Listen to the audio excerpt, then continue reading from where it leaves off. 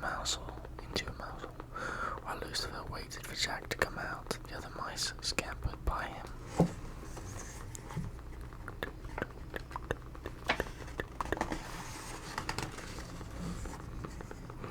Cinderella spent the rest of her day attending to chores. Take that ironing, Gisela demanded. Don't forget the mending, Anastasia added. Pick up the laundry, get on with your duties, her stepmother ordered.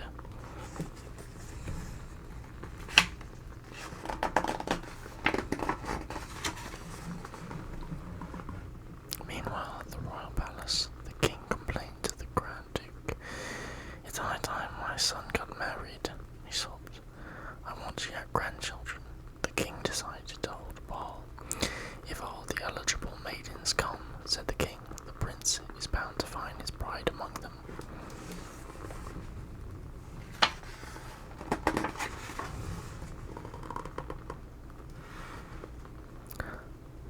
The royal ball. Later that day, Cinderella heard a knock on the door. Open in the name of the king, said the royal messenger. He handed Cinderella an invitation. When her stepmother read the invitation aloud, Drusilla and Anastasia became excited. Each imagined the prince falling in love with her.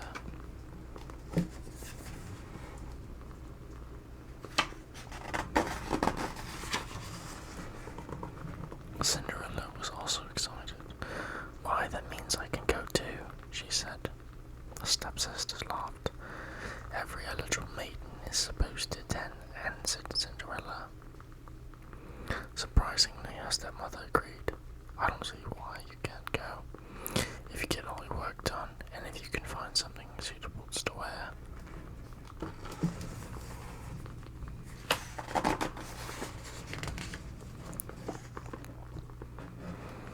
Cinderella raced to her room and found a dress that belonged to her mother. With a little stitching, she could make it pretty. As Cinderella worked on the dress, her stepmother and stepsisters called for her and gave her many chores. Get them done quickly, said her stepmother.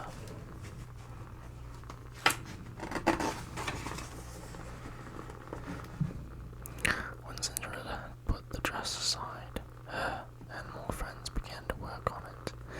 They gathered beads and a sash that the stepsisters had thrown away.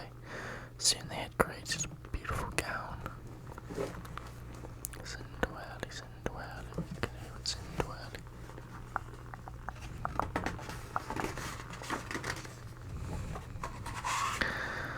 Cinderella finally finished her chores and went to her room. Then she realized it was too late to get ready for the ball. She was so sad. Suddenly the mice yelled surprise. They showed Cinderella the beautiful gown. Oh, thank you so much, she cried.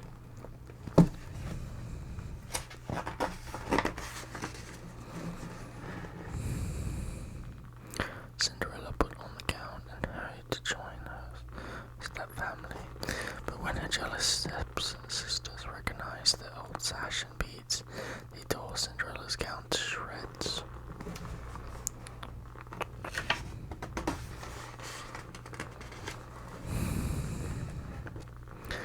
Cinderella's friends watched sadly as she wept in the garden. It's no use, she sobbed. Nothing will help. At the moment, bright sparkling lights began floating and swirling around Cinderella.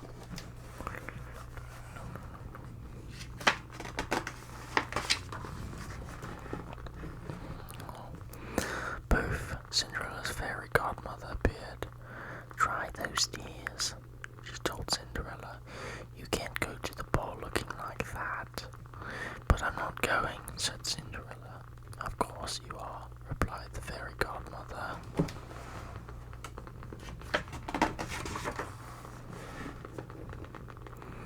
She waved a magic wand over a pumpkin, and a real coach appeared. Bring, bring. Oh, it's beautiful, said Cinderella. The fairy godmother waved her wand again.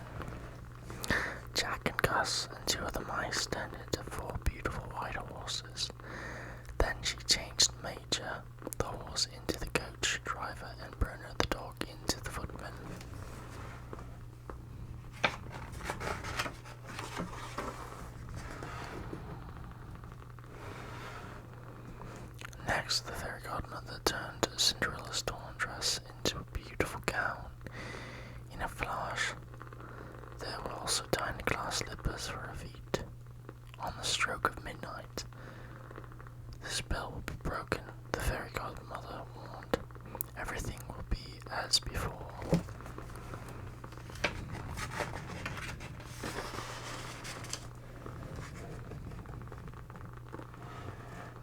The glass slipper. The ball was just beginning when Cinderella arrived. She climbed the long staircase. Oh, how happy I am, she thought.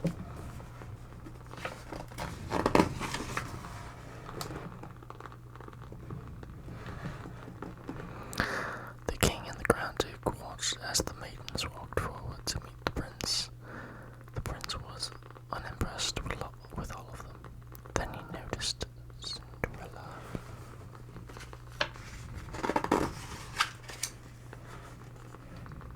Entrance. He walked past all the other maidens and led Cinderella into the ballroom. They began to dance.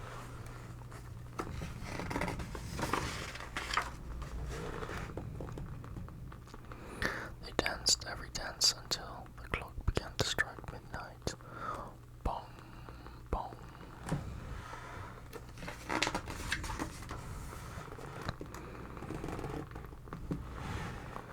I must go, Cinderella cried in panic, freezing her hand from the princess.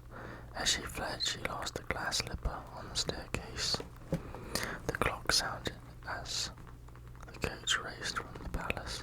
It was midnight.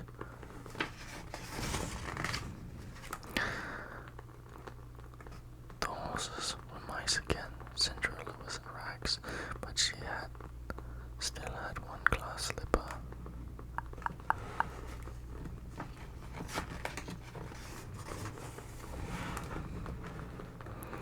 The next morning, the prince proclaimed that he would marry the girl he had lost her slipper at the ball. Find her, roared the king. The Grand Duke would check every house in the kingdom for a maiden whose foot fit the glass slipper. Cinderella was so happy. She eagerly awaited the Grand Duke's visit. No matter what Drizella and Anastasia ordered Cinderella to do, she nodded dreamily. Cinderella's stepfather and family could not understand the reason for her joy.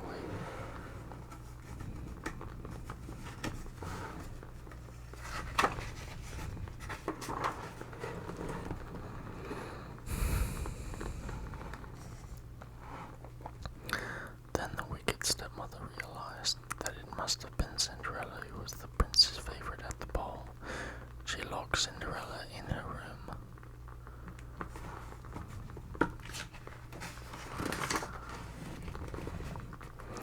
Let me out, Cinderella cried, but her stepmother put the key in her pocket, laughing her meanest laugh. Then Cinderella heard a knock at the front door. The Grand Duke had arrived.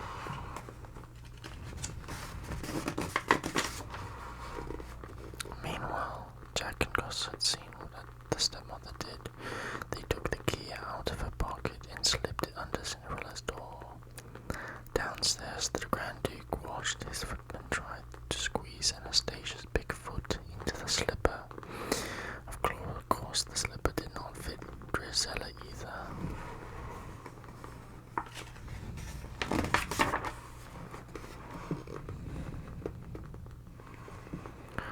As she hurried down the steps, Cinderella heard the Grand Duke ask, "Are there any other maidens in this house?"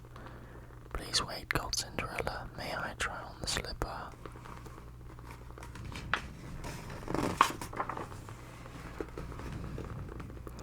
The angry stepmother tripped the footman as he approached Cinderella.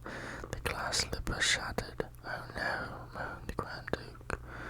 "But you see," said Cinderella, reaching into her pocket, "I have the other slipper." Quickly, the Grand Duke put the slipper on Cinderella's foot. It fit perfectly. Cinderella was the princess